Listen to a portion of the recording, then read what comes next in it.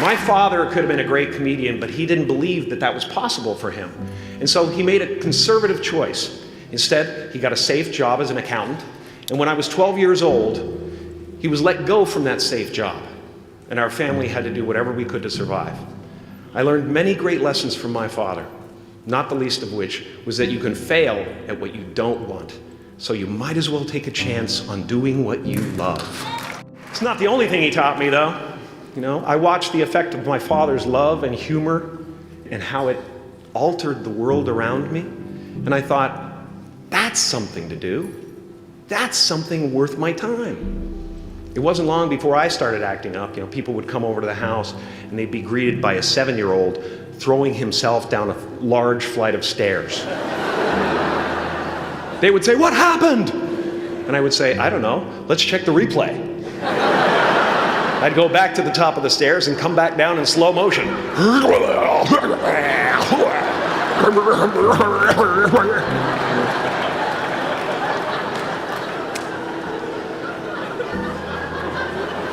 It was a very strange household. My father used to brag that I wasn't a ham, I was the whole pig. And he treated my talent as if it was his second chance.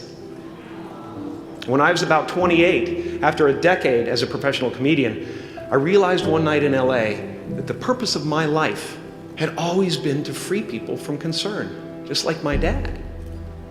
And when I realized this, I dubbed my new devotion the Church of Freedom from Concern. The Church of FFC.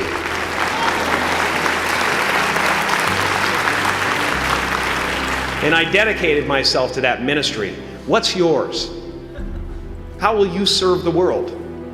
What do they need that your talent can provide? That's all you have to figure out. As someone who's done what you're about to go and do, I can tell you from experience, the effect you have on others is the most valuable currency there is. Because everything you gain in life will rot and fall apart, and all that will be left of you is what was in your heart. My choosing to free people from concern got me to the top of a mountain. Look where I am. Look what I get to do. Everywhere I go. I'm going to get emotional because when I tap into this, it really is extraordinary to me. I did something that made people present their best selves to me wherever I go. I've often said that I wished people could realize all their dreams and wealth and fame, and so that they could see that it's not where you're going to find your sense of completion.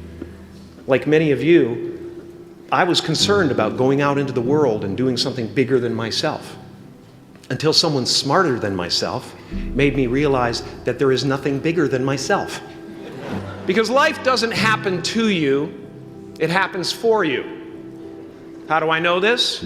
I don't, but I'm making sound, and that's the important thing. That's what I'm here to do. Sometimes I think that's the only thing that's important, really, you know? It's just letting each other know we're here, reminding each other that we're part of a larger self.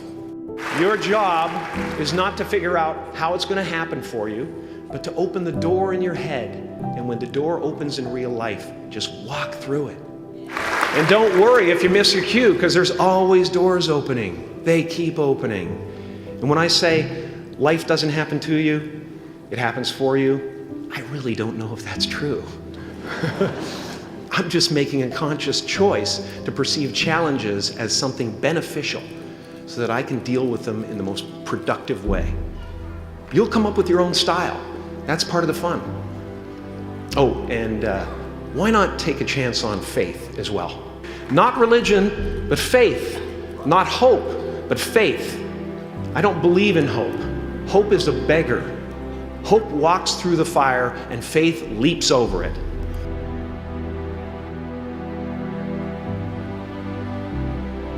I used to believe that who I was ended at the edge of my skin. That I had been given this little vehicle called a body from which to experience creation. And though I couldn't have asked for a sportier model, it was, after all, a loaner and would have to be returned. Then I learned that everything outside the vehicle was part of me too.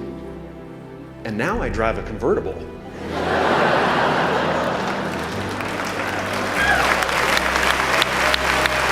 Yeah, man. Top down, wind in my hair. Woo!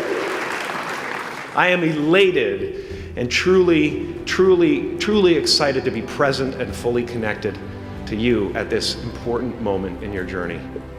I hope you're ready to open the roof and take it all in. You are the vanguard of knowledge and consciousness, a new wave in a vast ocean of possibilities. On the other side of that door, there's a world starving for new ideas, new leadership. I've been out there for 30 years. She's a wildcat. Oh, she'll rub up against your leg and purr until you pick her up and start petting her, and then out of nowhere, she'll swat you in the face. It can be rough out there, but that's okay, because there's soft serve ice cream with sprinkles.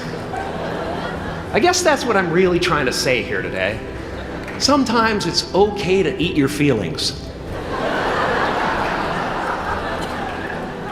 Now, fear is going to be a player in your life, but you get to decide how much. You can spend your whole life imagining ghosts, worrying about the pathway to the future, but all there will ever be is what's happening here, and the decisions we make in this moment, which are based in either love or fear.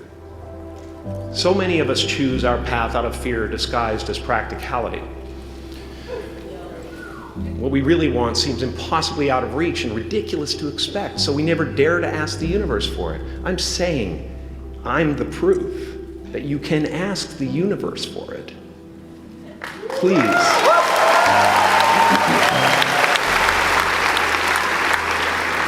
I am at the top of the mountain, and I was, and the only one I hadn't freed was myself, and that's when my search for identity deepened. I wondered who I'd be without my fame. Who would I be if I said things that people didn't want to hear? Or if I defied their expectations of me?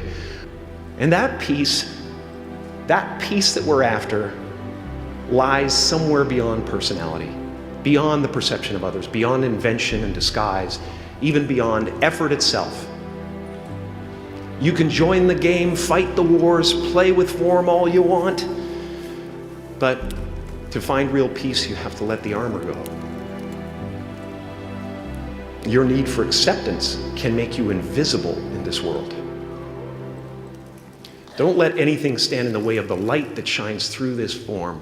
Risk being seen in all of your glory. My soul is not contained within the limits of my body. My body is contained within the limitlessness of my soul. Now I'm always at the beginning. I have a reset button, and I ride that button constantly. Once that button is functioning in your life, there's no story that the mind could create that will be as compelling. The imagination is always manufacturing scenarios, both good and bad, and the ego tries to keep you trapped in the multiplex of the mind.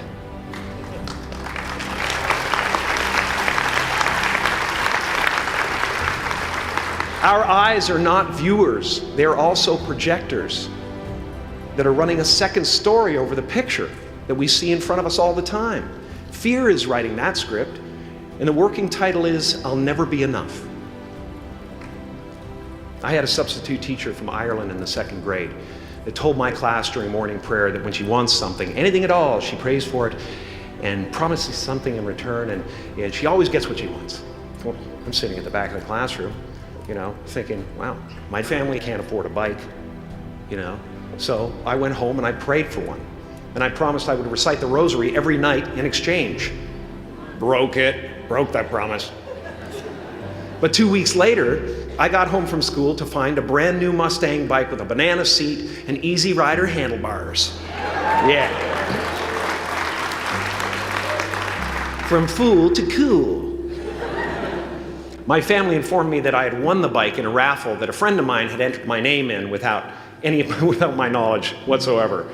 So that type of thing has been happening to me ever since. And as far as I can tell, it's just about letting the universe know what you want, and working toward it while letting go of how it comes to pass. No matter what you gain, ego will not let you rest. It will tell you that you cannot stop until you've left an indelible mark on the earth, until you've achieved immortality. How tricky is this ego that it would tempt us with the promise of something we already possess? Relax and dream up a good life.